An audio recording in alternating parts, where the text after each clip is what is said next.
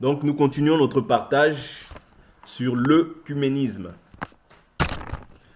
L'œcuménisme, je le répète, nous sommes à la 10e partie. Donc c'est les religions du christianisme qui s'assemblent, même si les doctrines sont différentes. Hier, nous avions commencé à étudier une écriture dans le livre de 2 Rois, chapitre 17. Nous avions vu qu'Israël, lors de la déportation, ont commencé en fait à avoir les pratiques des nations. Vous voyez? Et nous avions imagé les nations comme toutes les églises aussi qui ne respectent pas la doctrine de Christ. Selon la Bible, ils font aussi partie des nations. Pourquoi?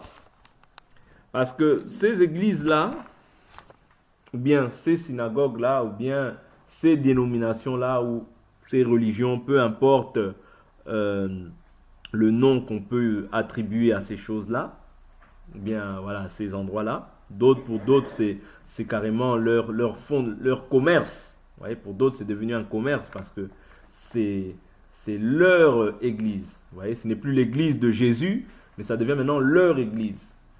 Et j'avais dit que ces personnes-là, eux, lorsqu'ils imitent les pratiques des nations, il ne leur arrive absolument rien. Pourquoi? Parce que Dieu ne tient pas compte.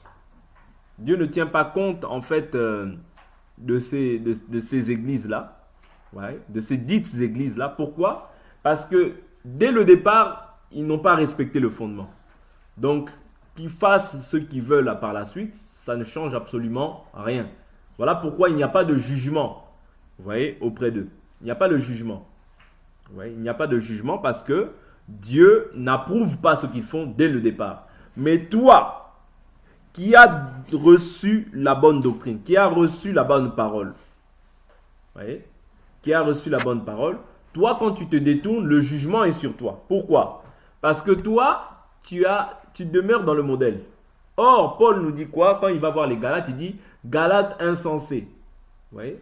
Après avoir commencé par l'esprit, allez-vous finir par la chair? Vous voyez, c'est ça. C'est-à-dire finir par la chair, c'est aussi une forme d'œcuménisme. Quand je dis œcuménisme, pas forcément, parce que la chair a ses passions, la chair a ses désirs. Il y a diverses sortes de pratiques charnelles, mais c'en est une. C'est-à-dire le fait de pouvoir, c'est-à-dire faire une alliance avec des gens qui ne sont pas dans la doctrine de Christ, ça fait partie aussi des désirs de la chair. C'est-à-dire c'est une pensée qui est charnelle et ce n'est pas une pensée qui s'appuie en fait sur les Écritures. Donc tout ce qui ne s'appuie pas sur les Écritures, directement, c'est une pensée charnelle, humaine, et qui n'a rien à voir avec ce que Dieu dit dans sa parole. Donc, nous, en tant qu'enfants de Dieu, nous ne pouvons pas observer ça. Pourquoi? Parce que tu peux voir aussi, par exemple, on ne va pas encore citer les dénominations religieuses, mais vous les connaissez. Hein? Ouais, donc, tu peux aussi voir toutes ces gens s'assembler, mais tu ne vois jamais le jugement. C'est-à-dire, tu peux voir des gens même honorer ou bien célébrer un mariage gay, mais il n'y a rien. C'est-à-dire, Dieu ne se manifeste pas. Pourquoi? Ne t'étonne pas, parce qu'ils n'ont pas commencé avec Dieu. Ils n'ont pas commencé par l'esprit. Donc, en fait, comme ils ont commencé par la chair, tout au long de la marche, de leur marche à eux, ce sera toujours la chair, la chair, la chair. En réalité, c'est une caverne de démons, une caverne de voleurs. C'est-à-dire, Dieu n'a pas commencé. Or, quand Dieu ne commence pas, il ne faut pas s'imaginer que Dieu sera là par la suite. Est-ce que vous comprenez? C'est-à-dire que pour que Dieu soit là, il faut au préalable que le fondement soit respecté. Vous voyez? C'est-à-dire que si vous ne respectez pas Dieu au départ, ne croyez pas que Dieu viendra au milieu ou à la fin. Non, ce n'est pas possible. C'est soit on commence avec Dieu et on achève avec Dieu. Vous voyez? Mais quand tu t'allies avec ces gens-là, le jugement ne sera pas sur eux. Pourquoi? Parce que eux, ils ne sont pas peuple de Dieu. Mais toi, tu es peuple de Dieu, le jugement sera sur toi. C'est ce que nous avions dit. Parce que les Israélites, quand ils allaient se mêler aux nations, ce n'étaient pas les nations qui subissaient un jugement. C'était qui? C'était Israël, parce que c'était Israël qui avait la loi de Dieu. Et Dieu leur avait dit que vous ne vous conformerez pas quand vous entrez dans ces nations-là. Vous ne pratiquerez pas ce que ces nations-là font. Qu'est-ce qu'étaient les rituels de ces nations? Allons voir un peu ce que ces nations-là faisaient. Vous voyez? Allons voir un peu ce que ces nations-là faisaient. On peut voir ça dans le livre de... On peut voir ça rapidement.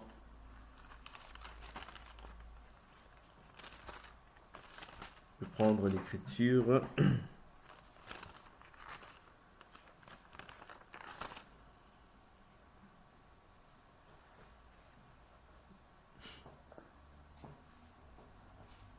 Je prends Exode chapitre 23. Exode chapitre 23.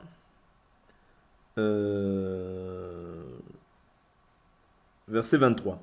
Il dit, mon ange marchera devant toi et te conduira chez les Amoréens, les Hittites, les Phéréziens, les Cananéens, les Héviens et les Yébousiens.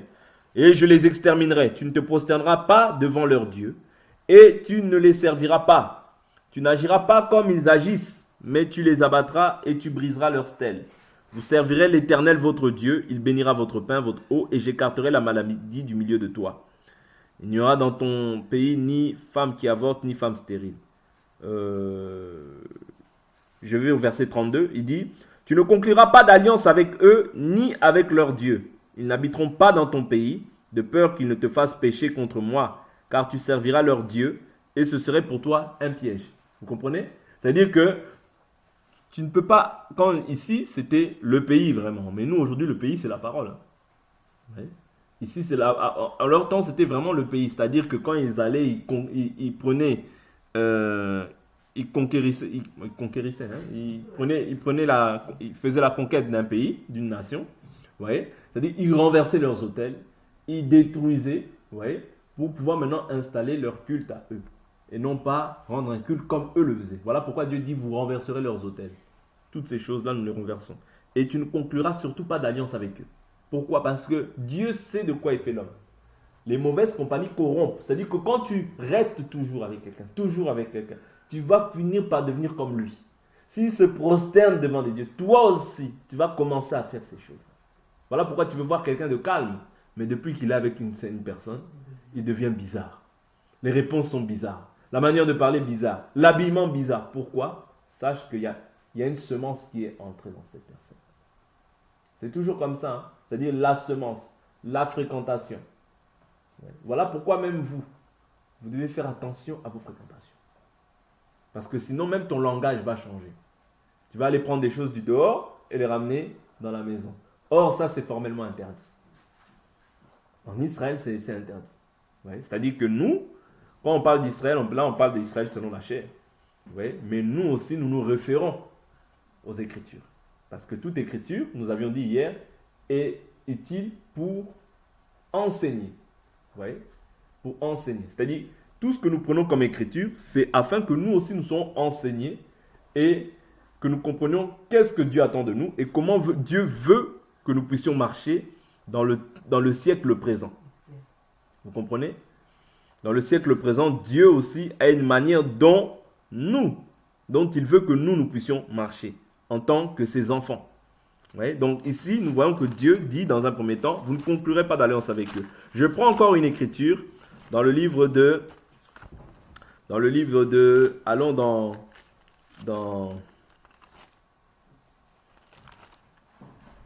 le livre de,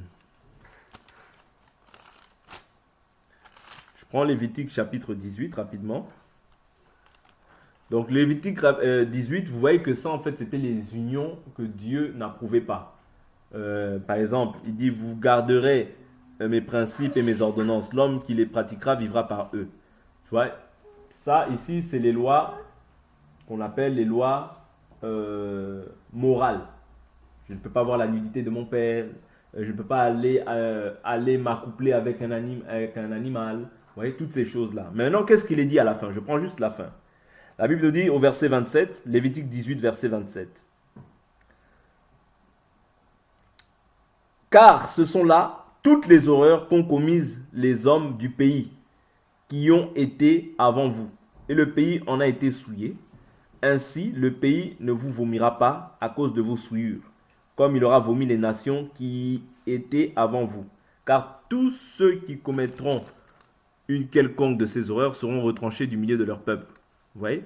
Donc, il dit, vous observerez mon ordre et vous ne pratiquerez aucun des horribles principes que se pratiquaient avant vous. qui se pratiquaient avant vous, vous ne vous en souillerez pas. Je suis l'Éternel, votre Dieu. C'est-à-dire toutes les nations là, toutes les choses qu'on voit d'interdit dans Lévitique 18.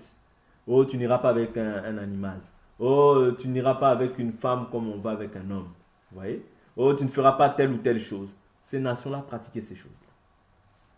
Voilà pourquoi Dieu, avec Israël, qu'est-ce qu'il voulait faire? Il voulait les distinguer parmi toutes les autres nations, c'est-à-dire leur donner des lois, et les distinguer dans leur manière, dans leur conduite parmi toutes les autres nations.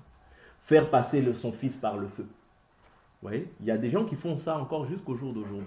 Vous comprenez? Donc Dieu, qu'est-ce qu'il voulait faire? Il voulait que Israël soit une nation sainte, vous voyez, dans lequel le nom de Dieu est invoqué. Or, le nom de Dieu aujourd'hui n'est plus invoqué sur Israël physique, mais le nom de Dieu, selon Romains 2, 24, est invoqué sur nous qui avons cru en Jésus-Christ. Voilà pourquoi, quand toi tu te livres à des pratiques comme ça, tu es en horreur à l'Éternel. Tu es en horreur à l'Éternel et le jugement viendra sur ta vie. Vous voyez? De même que les alliances, nous ne pouvons pas nous allier avec n'importe qui. Là, tu veux marcher tout le monde avec tout le monde. Tu veux que on te voie seulement toi. Il faut faire attention. Ouais. Dieu t'a mis à part, c'est aussi afin que tu puisses manifester un caractère, une nature qui est autre et différente des autres. Ce n'est pas pour que toujours tu sois là avec les gens. N'oubliez pas, Dina, c'est quand elle est partie voir les filles du pays qu'elle a été violée. N'oubliez pas ces choses-là. C'est-à-dire, toutes ces choses-là nous sont données pour nous servir. C'est-à-dire, nous, aujourd'hui, on a plus de grâce que eux. Parce que nous, on a déjà l'exemple. Quelqu'un qui a un exemple, il ne peut pas reproduire les choses qu'il a. C'est-à-dire, si tu as un exemple et que tu reproduis les mêmes erreurs, c'est que vraiment, il y a un problème chez toi. Ouais. C'est que vraiment, il y a un problème chez toi. Parce que l'exemple doit te permettre de te dire, j'ai déjà l'exemple, je fais attention. Vous comprenez? Ça peut arriver, on n'est pas parfait dans cette chair, on a des faiblesses. Que tu commettes aussi une erreur qui soit à peu près similaire. Mais néanmoins, tu dois veiller quand même. Ouais. Tu dois veiller. Parce que ces choses-là nous ont été données pour nous servir à titre d'exemple pour nous. Ouais. Afin que nous aussi, nous n'ayons pas de mauvais désirs comme ils en ont eu. Est-ce que vous comprenez? Donc c'est très important de ne pas négliger ces choses-là parce qu'elles nous servent d'instruction pour nous aujourd'hui. Ok? Donc quand tu vois les gens qui se tatouent, font des tatouages, ça c'est pour les nations. Quand tu vois les gens qui vont consulter les morts, ça c'est pour les nations. Ces églises-là, dites églises, elles peuvent faire ces choses-là. Il n'y aura pas aussi de jugement dans leur vie. Pourquoi? Parce qu'eux ne sont pas en alliance avec Dieu. Eux n'ont pas Dieu en eux. Mais toi, Dieu te défend de faire ça. Pourquoi? Parce que toi, tu as connu la vérité. Et la Bible nous dit, vous connaîtrez la vérité et la vérité vous rendra libre. Or, quand tu pratiques ces choses-là, tu es esclave. Parce que toute personne est esclave du péché qui triomphe sur lui. Voilà pourquoi, naturellement, quand Israël se livrait aux pratiques des nations, les mêmes nations aussi dominaient sur eux.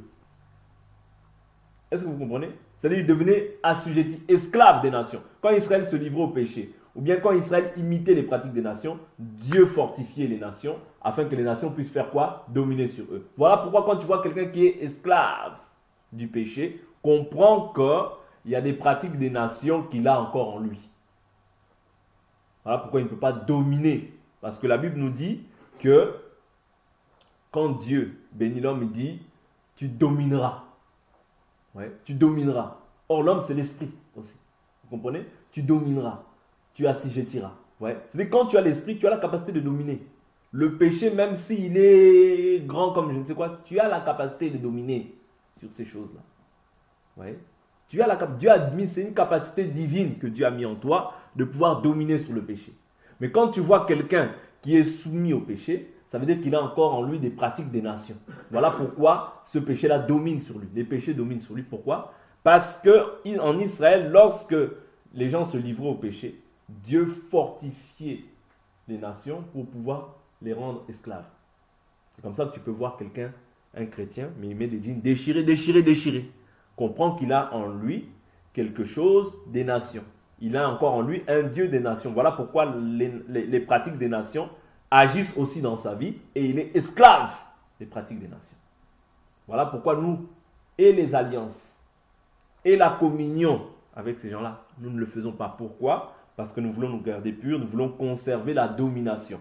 Quand tu perds l'autorité, les nations prennent l'autorité sur toi.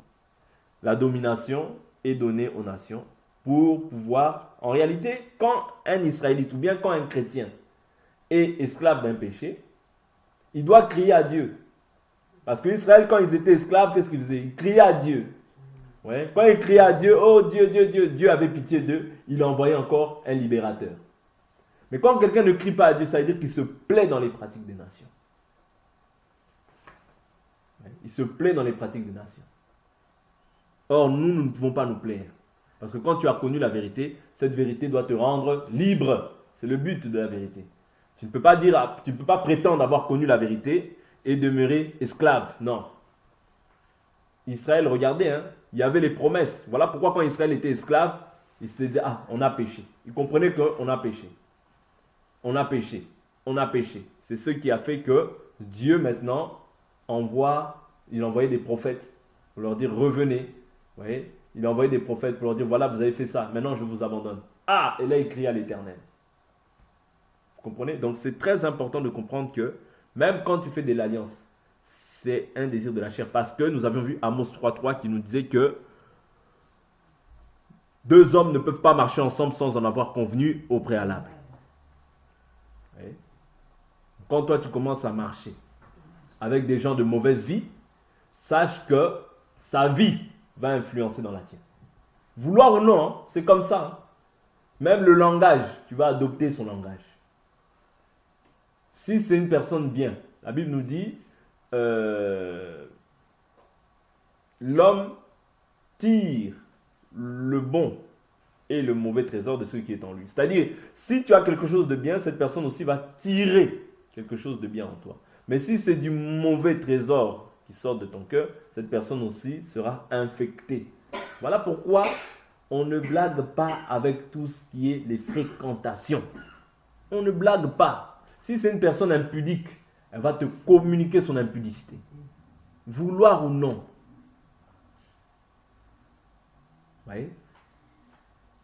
Tu n'es pas plus sage que Dieu. Oh oui, mais moi, tu n'es pas plus sage que Dieu. Si Dieu dit ces choses-là, il sait pourquoi. C'est avec raison que Dieu dit ces choses-là. C'est avec raison. Vous voyez? C'est avec raison. Si Dieu dit, séparez-vous du milieu d'eux. Ne touchez pas à ce qui est impur et moi je vous accueillerai. Dieu sait pourquoi. Il veut garder sa nation pure. Vous voyez? Tout notre être doit être conservé et pur. L'esprit, l'âme et le corps. Voilà pourquoi tu ne peux pas te balader n'importe où. Non. Ton corps doit se maintenir aussi pur. Je prends une écriture et on va repartir dans 2 Rois 17. Je prends une écriture dans le livre de Deutéronome. Tout ça, on est toujours sur le même thème. Hein? Donc, on est toujours sur le même thème, donc l'œcuménisme. Je prends Deutéronome chapitre 7. Deutéronome chapitre 7. Je prends à partir du verset 1. Lorsque l'Éternel ton Dieu t'aura fait venir dans le pays où tu vas entrer pour en prendre possession, et qu'il aura chassé devant toi des nations nombreuses, les Hittites, les Girgasiens, les Amoréens, les Cananéens, les Phérésiens, les Héviens, les Yébousiens, 7 nations plus nombreuses et plus puissantes que toi. Est-ce que vous comprenez? C'est-à-dire naturellement comme ça. Ils sont plus puissants que toi. Mais Dieu les chasse pourquoi? Parce que si Dieu ne les chasse pas, tu vas commencer à te conformer. Tes enfants se conformeront. Voilà pourquoi les Israélites, ils marchaient entre Israélites. Toi, tu es chrétien, mais toujours avec les païens. Toujours, vraiment, même le païen, quand tu ne vois pas le païen, ça te fait mal au cœur. Pourquoi? Parce que tu commences à prendre les pratiques des païens.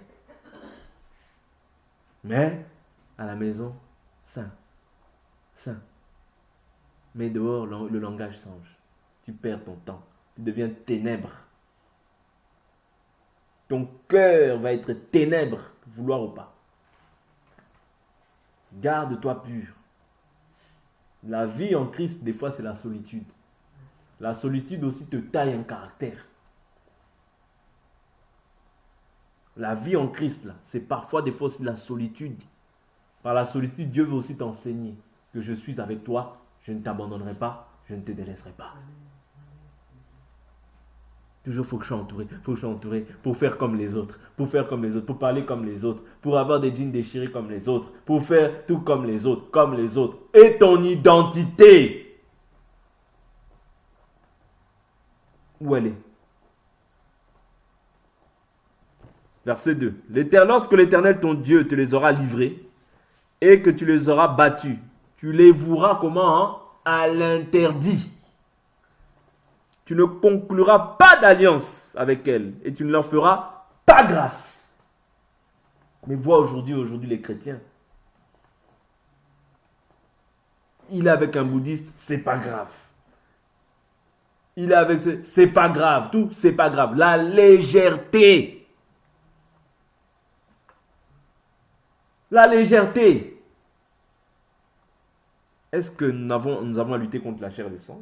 Paul dit quoi? Ce n'est pas d'une manière absolue que nous disons de ne pas être avec les gens du dehors. Sinon, nous devrons sortir du monde. Vous voyez? Mais c'est maintenant, c'est-à-dire en étant avec un frère, tout en se nommant frère, sera impudique, adultère, toutes ces choses-là. Déjà, un faux frère, je ne peux pas marcher avec lui. C'est interdit. Un faux frère dans la foi, je ne marche pas avec lui. Mais maintenant aussi, un méchant peut te communiquer sa vie.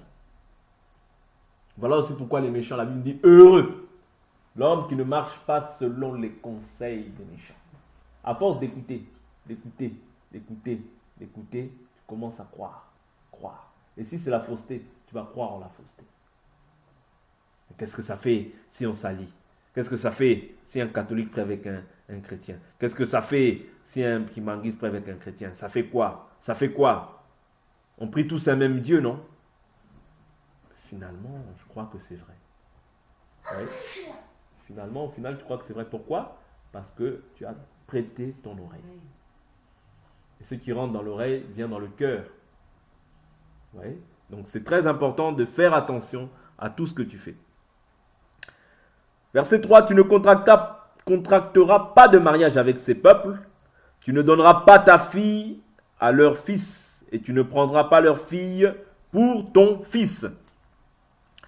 Car ils écarteraient de moi tes fils, qui rendraient un culte à d'autres dieux, et la colère s'enflammerait contre vous. Vous voyez? C'est-à-dire ceux qui s'ensuivent de ces choses-là, des alliances qui ne sont pas conformes à la parole, c'est la colère. C'est la colère de Dieu qui s'enflamme, contre vous, et il te détruirait promptement. C'est-à-dire, même si Dieu ne te détruit pas, le couple juste dans lequel tu es va te détruire. Pourquoi? On ne se moque pas de Dieu. Ce qu'un homme sème, il le moissonne. C'est-à-dire, tu vas te mettre avec quelqu'un que tu veux justifier. Ok. Dans le mariage, les cœurs vont se révéler. Les visages vont se révéler. Finalement, j'étais agnostique, ou bien j'étais adventiste du 7e jour. Tu verras, oh non, j'étais branhamiste. Tu verras qu'il te mettra une photo de Branham, une photo d'un faux Jésus et une photo d'une colombe. Tu diras, mais nous, on ne fait pas ça, c'est des statues. Moi, je fais. Il est où ton problème? Et là, comme tu t'étais déjà marié, pour revenir en arrière, ce sera maintenant trop tard. Et nous, quand tu vas venir, on va te présenter la parole. Quand tes enfants vont aller adorer Branham, c'est là où tu vas pleurer. Et nous, on te dira, c'est trop tard. Voilà pourquoi écoutez cette parole, parce que cette parole a la capacité de vous donner la sagesse. C'est pas moi qui dis, c'est Paul qui dit ça à Timothée. Il a dit, tu connais les Écritures depuis ton enfance.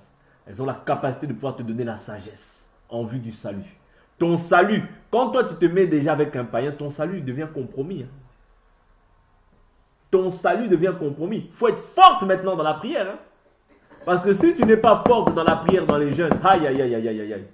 Ton salut là, c'est-à-dire tu es entre le salut et la mort. Tu es entre le salut et la mort. Voilà pourquoi ne blaguez pas avec ces conseils qu'on vous donne. Parce que la chair, c'est-à-dire celui qui souffre beaucoup dans ces mariages-là, c'est celui qui est croyant. celui qui est incroyant. Et comme, surtout si c'est le mari, c'est compliqué. Pourquoi? Parce que le mari va influencer maintenant les enfants. Il va mettre sa musique de païen. Toi, tu es là, tu veux prier. On te met la musique mondaine. Tu seras troublé pour prier. Comment tu vas prier correctement? Tu vas prier, mais couper la musique. Ah ben non, toi tu pries. Hein. Nous, on écoute la musique. Qu'est-ce que ça fait?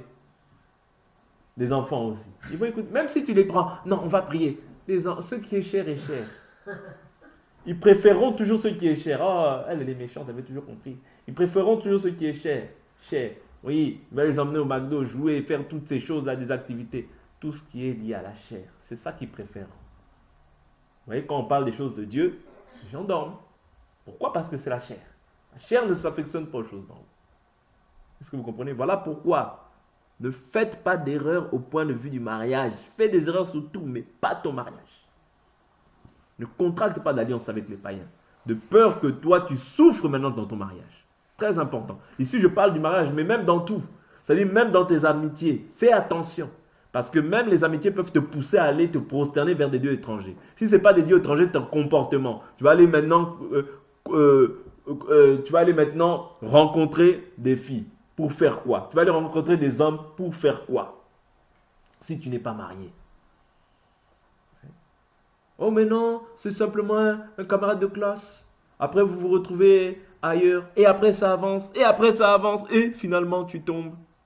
Comment tu es tombé? Oh non, j'ai pas compris. Parce que, vous voyez, ces choses-là, ça va vous emmener trop loin. Voilà pourquoi il faut faire très, très, très attention. Ne néglige rien dans ta vie. Depuis qu'on enseigne ces paroles, vous devez vraiment avoir les yeux pour voir. C'est très important. Ne vous négligez rien. Parce que demain, tu vas regretter. Et le regret, toutes ces paroles qu'on vous enseigne, c'est pour que vous évitiez les regrets. C'est-à-dire que demain, tu dises, ah, si j'avais écouté. Si j'avais écouté. Chaque jour, on passait le temps à parler. Si j'avais écouté. Il dit, voici au contraire comment vous agirez à leur égard. Vous renverserez leurs autels, vous briserez leurs stèles, vous abattrez leurs poteaux d'Achéra et vous brûlerez au feu leurs statues. Car tu es un peuple saint pour l'Éternel ton Dieu. L'Éternel ton Dieu t'a choisi pour que tu sois un peuple qui lui appartienne en propre. Parmi tous les peuples qui sont à la surface de la terre, ce n'est point parce que vous surpassez en nombre tous les peuples que l'Éternel s'est attaché à vous et qu'il vous a choisi, car vous êtes le moindre de tous les peuples, mais parce que l'Éternel vous aime, parce qu'il a voulu tenir le serment qu'il avait fait à vos pères. L'Éternel vous a fait sortir à main forte, vous a libéré de la maison de servitude et de la main du Pharaon, roi d'Égypte. Tu reconnaîtras donc que c'est l'Éternel ton Dieu qui est Dieu. Ce Dieu fidèle garde son alliance et sa bienveillance jusqu'à la 1000e génération envers ceux qui l'aiment et qui gardent ses commandements. Mais il rend leur dû directement à ceux qui le haïssent et il les fait périr. Il ne diffère pas envers celui qui a de la haine pour lui. Il rend directement son dû. Vous voyez? D'où l'importance de comprendre que comme tu sais que Dieu, toi, tu as été mis à part pour ton Dieu, tu es saint. Vous voyez? Ce n'est pas en vain que Dieu te met à part. Si Dieu t'a mis à part, c'est par amour. Le diable ne t'aime pas. Le diable ne cherche qu'à te détruire. Comme tous ceux qui sont animés aussi de l'esprit du malin. Eux, ils cherchent à ce que tu sortes de ta bénédiction. Parce que quand tu sors de ta bénédiction, ouais, tu sors de ta zone de confort. Quand tu sors de ta zone de confort et de ta zone de sécurité, tu deviens maintenant une proie pour l'ennemi. Voilà pourquoi, on lira ça demain par la grâce de Dieu, parce que on va bientôt finir. Voilà pourquoi, quand il y a eu la déportation avec le roi Salmanassar, comme les gens ne connaissaient pas la religion du Dieu du pays, les lions venaient les manger. Dieu envoyait les lions pour qu'ils puissent les manger. Parce que toi, ta zone de sécurité, ta zone de confort, c'est dans la parole. Mais quand tu sors de la parole, tu commences à pratiquer les pratiques des nations. À marcher comme eux. Parce que quand tu marches comme eux et que tu te prosternes, c'est pareil. Parce qu'ils ont une marche, un comportement qui ne plaît pas à Dieu. Voilà pourquoi la parole de Dieu dit quoi? Adultère. Vous voyez comment l'écriture commence? L'écriture commence difficilement. Hein? Adultère que vous êtes. Ne savez-vous pas que l'amour du monde est inimitié envers Dieu? Ceux qui veulent se rendre amis du monde se rendent comment? Ennemis de Dieu. Ouais. C'est-à-dire, ennemi de Dieu, c'est quand toi tu marches selon ta volonté, selon la volonté de la chair, selon les pratiques des nations. Parce que la chair aussi, quand on parle de la chair ou bien des nations, c'est la même chose. C'est-à-dire que, vu que cette chair a été vendue au péché, ce que cette chair va te proposer, ce sont les pratiques des nations. Dieu va te dire, garde-toi pur. La chair va te dire, mais non, va te souiller. Dieu va te dire, éloigne-toi du mal. La chair va te dire, mais qu'est-ce que ça fait si tu y vas? Dieu va te dire, obéis à tes parents. La chair va te dire, si tu désobéis, c'est pas grave. Mais la chair sait que quand tu désobéis, tu as des problèmes avec Dieu. Premièrement, c'est avec le ciel. Tout ce qu'on fait, on le fait par rapport à Dieu, d'abord. Parce que quand tu as des problèmes avec un homme, Dieu peut intervenir. Mais si tu as des problèmes avec Dieu, qui va intervenir? Voilà pourquoi tout ce qu'on fait, même quand la Bible le dit, Marie aime ta femme. Quand toi tu ne le fais pas, tu as des problèmes avec Dieu.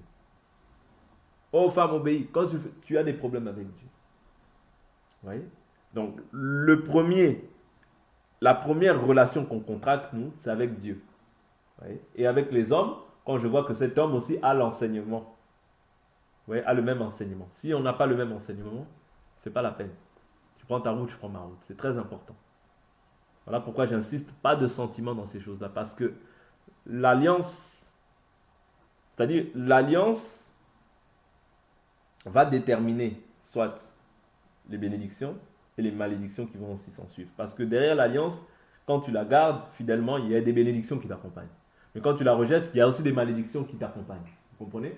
D'où, quand toi tu sors de l'alliance, ou bien quand toi tu mélanges l'alliance avec autre chose, tu es déjà en dehors. Voilà pourquoi tu ne peux pas ajouter, tu ne peux pas aussi retrancher. Mais tu dois rester vraiment dans le modèle qui a été posé pour hériter de la bénédiction. Tu dois t'acquitter de tout ce qui est écrit. C'est pas facile, mais Dieu nous aidera toujours. Dieu viendra toujours en secours. Parce qu'il nous l'a dit. Pas parce que moi je l'ai dit, non, mais parce que lui il l'a dit. Comme lui il l'a dit, il a la capacité de pouvoir l'accomplir. Moi je peux dire et demain me repentir. Mais Dieu lui ne se repent pas. Lui c'est oui et amen. Vous comprenez? Donc on va s'arrêter là pour aujourd'hui.